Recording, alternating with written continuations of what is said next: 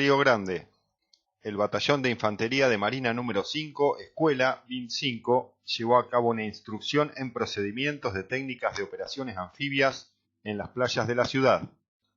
La operación contó con el apoyo de la sección Botes de Asalto del Batallón de Infantería de Marina número 4, BIM 4, y del Destacamento Naval Río Grande, unidades dependientes de la Fuerza de Infantería de Marina Austral.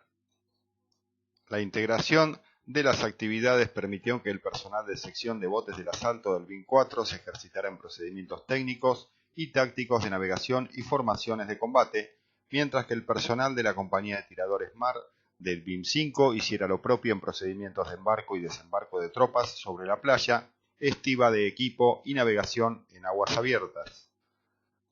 La actividad se desarrolló en el marco del adiestramiento en técnicas de operaciones anfibias del BIM 5 y de la etapa final del curso de operadores de botes de asalto del BIM 4.